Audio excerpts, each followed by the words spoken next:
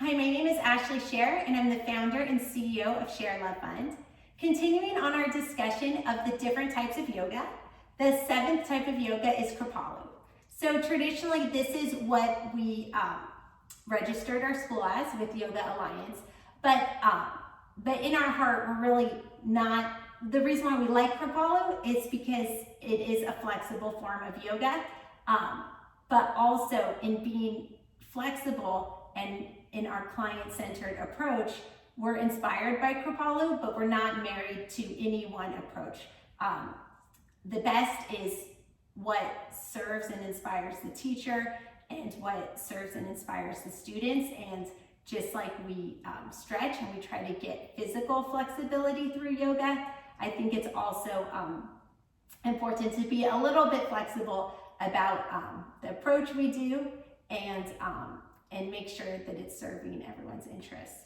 So with Kropali, there is the emphasis on connecting the breath to movement.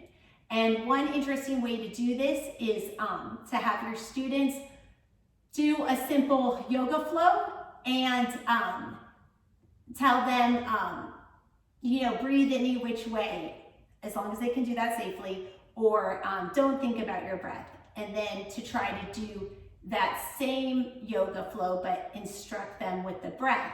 And they can make their own observations of whether that made it easier or harder, and sort of what effect that has when we use our breath through to help us move through postures. Kropali also focuses on physical and psychological reactions to yoga. For example, one of my favorites is pigeon pose. And sometimes it's common when there's a real deep release in the hips is some people just start to cry and really working through that. Or we talk about power poses for our empowerment focused class and student leadership class. And if you're having a bad day, but you hit some of those power poses, observing, does that make you feel better? Does that make you feel stronger?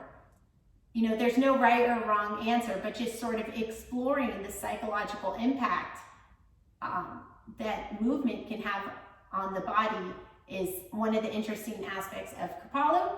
And whether you adopt that approach or not, any of these themes from any of these approaches can inspire you. And as I said earlier, maybe next year we will be watching your class and learning about the approach that you have invented. Thank you so much, and power to you.